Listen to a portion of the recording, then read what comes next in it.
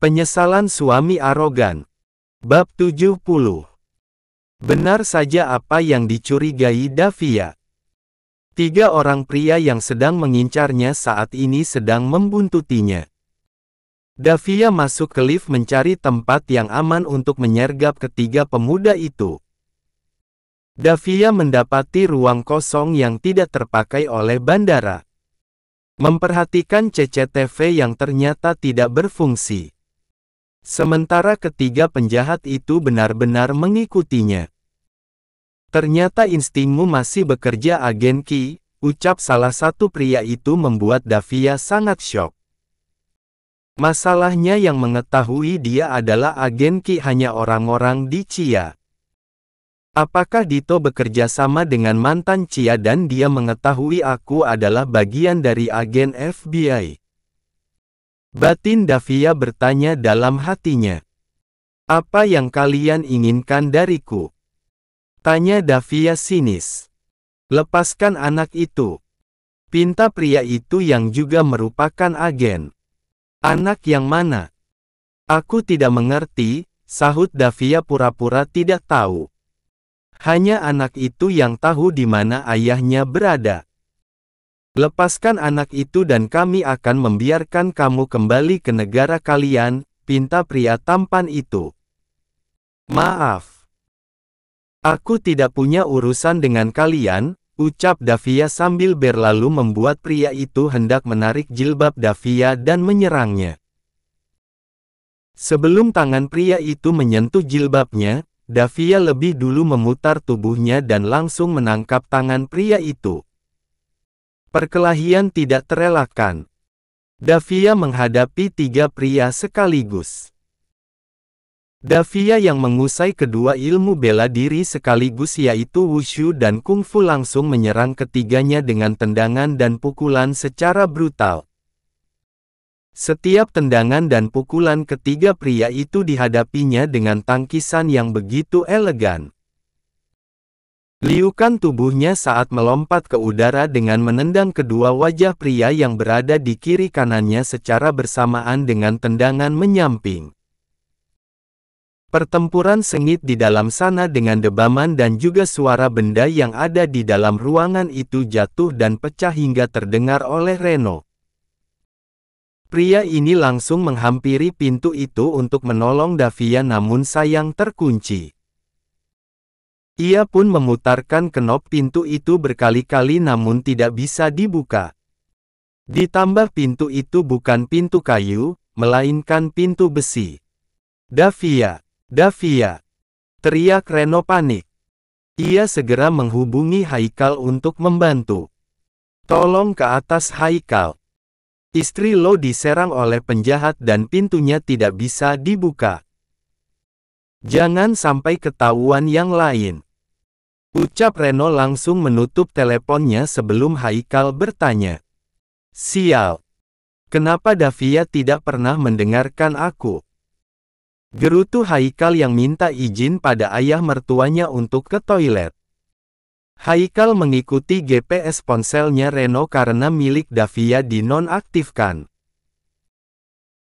Salah satu pria itu mengarahkan senjatanya ke arah Davia, istrinya Haikal ini mengarahkan pistolnya pria itu ke atas hingga tembakan itu hanya mengenai langit-langit di ruangan itu.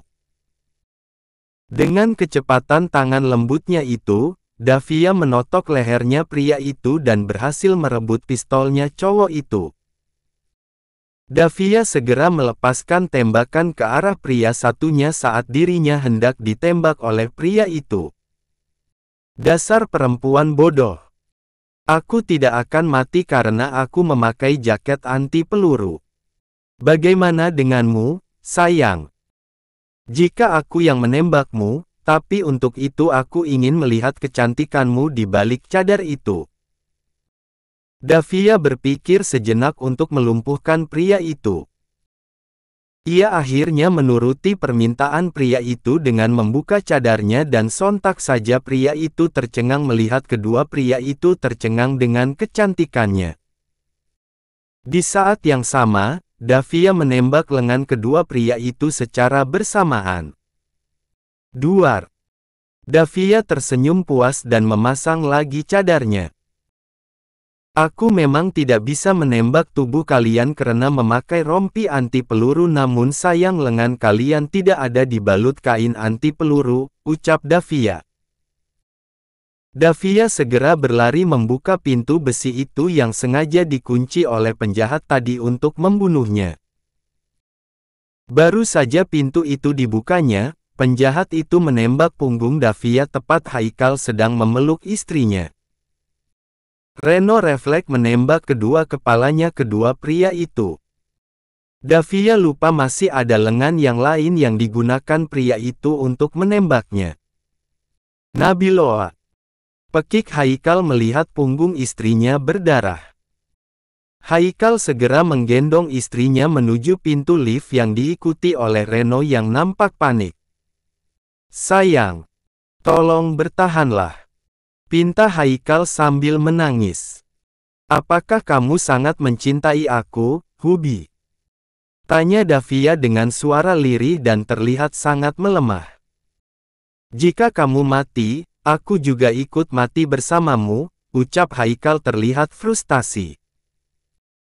Kalau begitu mintalah Reno untuk menembakmu supaya kita mati bersama saat ini, Hubi. Tantang Davia. Kau yakin begitu sayang, dengan apa yang kamu minta padaku? Tanya Haikal sambil menangis. Apakah kamu hanya bisa memberiku janji? Cih. Kamu itu tidak lebih dari tim kampanye di depan banyak orang, tapi hanya untuk memperkaya diri sendiri, sarkas Davia. Baiklah. Kita akan mati bersama, tembak aku Reno. Tita Haikal membuat Reno menatap horor wajah Haikal. Gila saja sendiri. Jangan ngakak-ngajak. Semprot Reno melihat drama keduanya. Turunkan aku baby. Aku tidak apa. Itu hanya kantong darah buatan karena aku tahu hari ini aku akan dibunuh oleh mereka. Mereka menginginkan kematianku. Aku mengenakan rompi anti peluru. Di luarnya aku pasang banyak kantong darah yang dibalut lagi dengan kemben yang saat ini Mas lihat. Dengan melihat aku tertembak, mereka akan mengira aku akan mati. Salah satu anak buah mereka akan melaporkan kepada bosnya tentang kematian aku, ucap Davia sambil tersenyum membuat Reno hanya menepuk jidatnya. Astaga! Davia! Kamu sudah membuat kami hampir mati ketakutan dan kamu berhasil menipu kami berdua dengan siasatmu itu. Tanya Reno terlihat gemas dan juga lega. Akting aku bagus kan? Tanya Davia pada keduanya. Baiklah sayang. Kamu memang istriku terhebat. Bagaimana caranya membersihkan tubuhmu dari noda darah ini? Tanya Haikal. Kita ke toilet yang tidak terpakai. Tadi aku menitipkan ranselku di situ. Pinta Davia. Baiklah. Ayo Reno. Temani kami. Pinta Haikal. Baiklah. Aku akan berjaga-jaga agar kalian tetap aman, ucap Reno sambil mengedarkan pandangannya. Haikal membantu Davia melepaskan kantung darah yang melilit di tubuhnya Davia. Ia baru mengetahui kalau jadi agen rahasia harus banyak akal supaya tidak mati konyol. Davia melepaskan semuanya lalu mengguyur tubuhnya lagi dengan air mineral botol besar ukuran 1500 ml yang ia bawa dalam ranselnya. Davia memasukkan pakaian dan kantong darah ke dalam plastik hitam untuk dibawa pulang agar tidak meninggalkan jejak. Tidak lama berselang ketiganya sudah kembali ke rombongan keluarga yang menanti mereka dengan cemas. Kak Reno dari mana? Tanya Celia manja saat melihat suaminya datang tergopoh-gopoh lalu memeluk istrinya. Tadi aku. Tanda hubung. Kami sedang bertemu dengan Kepala Bea Cukai Bandara untuk menunjukkan surat izin membawa senjata api. Walaupun itu jet pribadi harus tetap meminta izin, sela Davia agar Reno tidak menjawab sembarangan pada istrinya tentang apa yang terjadi barusan dengannya. Oh, hanya kata itu yang keluar dari bibir Celia. Maafkan aku sayang karena tidak sempat minta izin kepadamu, ucap Reno. Davia melirik Alif yang asyik main dengan Lea dan Devan. Ia mencari sesuatu di tubuh anak itu. Davia memperhatikan kalung berbahan titanium dengan bandulannya. Alif, apakah tante boleh melihat kalung kamu sayang? Tanya Davia lembut. Alif mengerutkan keningnya. Seakan sedang berpikir dan menimbang sesuatu. Kata ayah aku nggak boleh membuka kalung ini, apalagi memberikannya pada orang lain, ketus Alif. Sayang, tante hanya melihatnya bukan mengambilnya, boleh ya? Rayu Davia.